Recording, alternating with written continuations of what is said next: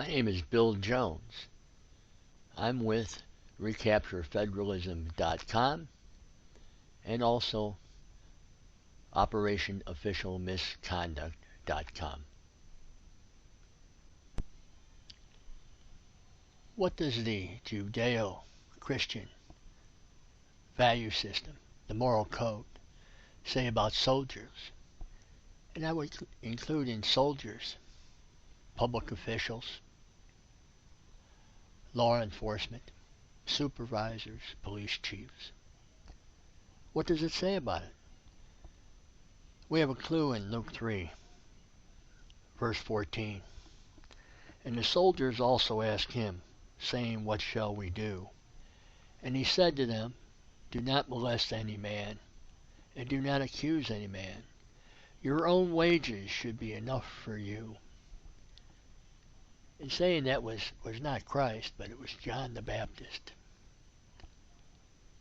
That's the moral code. In all these instances that I've been talking about and continue to talk about, what did the soldiers and the law enforcement, what did they do?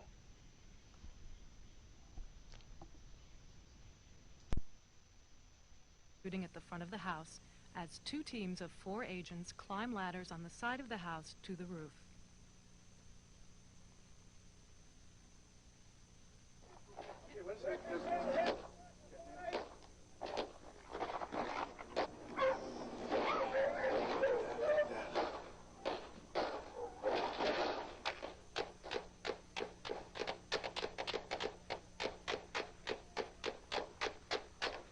Now will we play?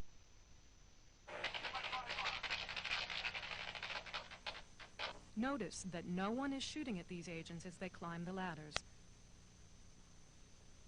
Several of these agents are carrying fully automatic rifles.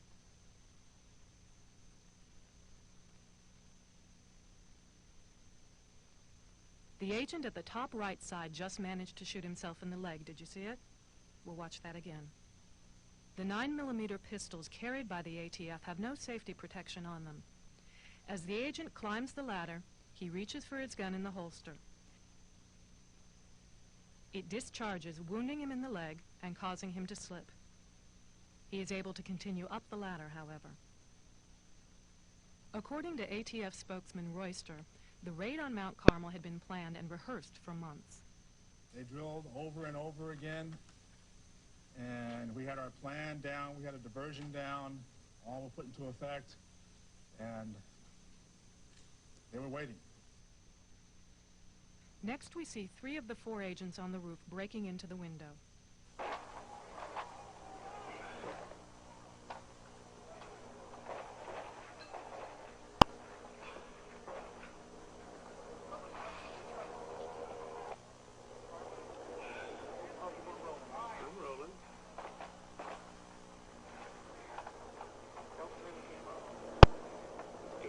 Give me another tape then.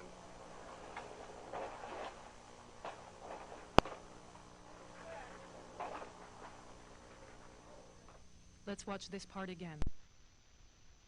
It is illegal to use military troops against United States citizens under the Posse Comitatus Act, 18, United States Code 1385. But the FBI brings in tanks from nearby Fort Hood, a U.S. Army installation, to surround the house.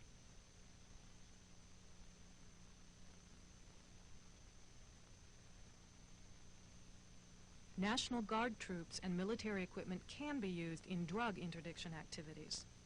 Even though there was never any question of drug activity at Mount Carmel, as a ploy to avoid criminal penalties imposed by the Posse Comitatus Act, the ATF claims there is a suspected methamphetamine lab.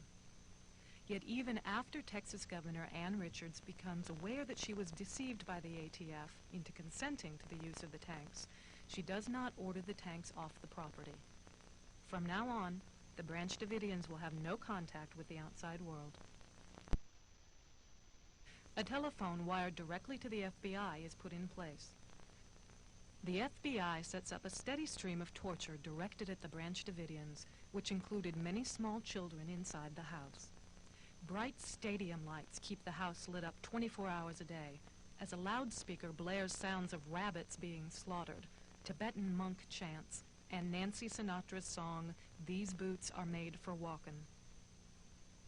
One refrain of that song says, "I just found me a brand new box of matches, yeah, and if you play with fire, you know you're gonna get burned." Whenever a Branch Davidian falls into disfavor with the FBI, the tanks are used to crush the person's car, or, in the case of the children, their go-karts as punishment. On March 27th, the London Times runs an article describing the equipment used by the FBI. The British Strategic Air Services sends a specially equipped plane to take thermal images of the insides of the house, allowing the FBI to see everyone who is inside by the heat reflected from their bodies.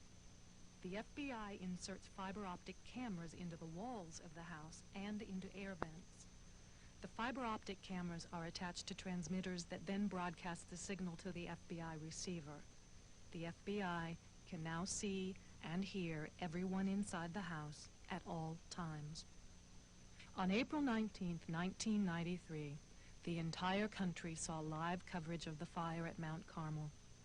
We were told that the FBI had decided to punch holes to insert a non-flammable CS gas to urge the mothers and children to come out. We were told this was done out of concern for the children. Shown here are some training scenes of the impact of CS gas on grown men.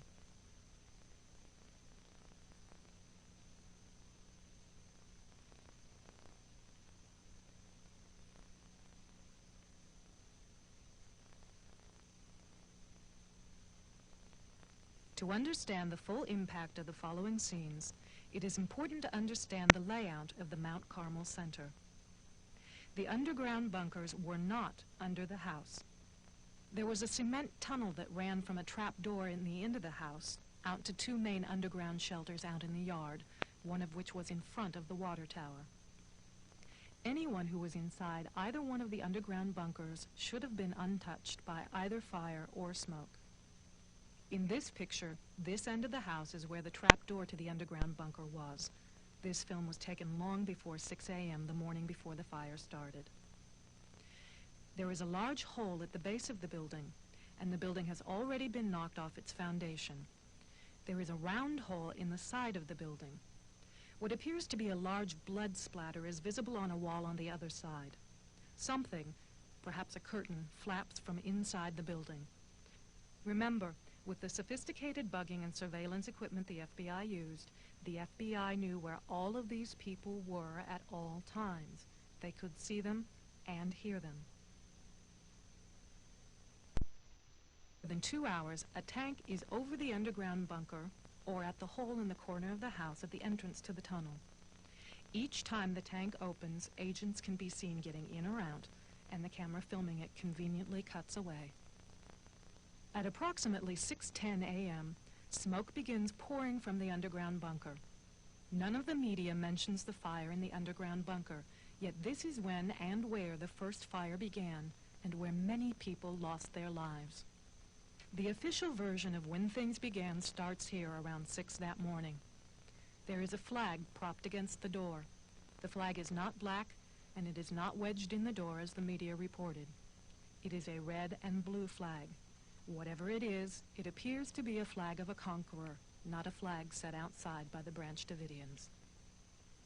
The first tank that is sent in is a tank retriever. It has no apparatus to insert any kind of gas. It appears at precisely the time the smoke you saw earlier was seen coming from the underground bunker. It is not making so-called small holes to insert gas. It is destroying the end of the house over the trap door that leads from the bunker, making sure that no one inside the now burning bunker can escape. A second hole is made in the side of the building, and a third hole is made at the front door. What these tanks are doing in each picture is collapsing the inside stairwells. The following footage proves beyond any doubt that the tanks intentionally set the house on fire. It proves that the Branch Davidians were murdered. Watch carefully as the tank backs out of the house. You can see that this tank... In any ordinary crime scene, great pains are taken to preserve evidence. Here, tanks methodically push what remains of the house and evidence into the fire.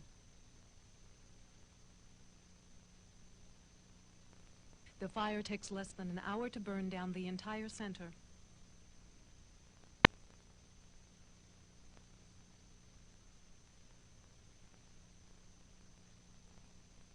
The fire is still smoldering at 5 that evening as agents walk in and around the fire. It is obvious that there is no genuine concern over the supposed millions of rounds of ammunition. Even though the FBI and the media consistently referred to this cement building as the bunker, the real bunkers were underground, as you were shown earlier. Many of the bodies that were found in the underground bunkers, not in the well house. In one final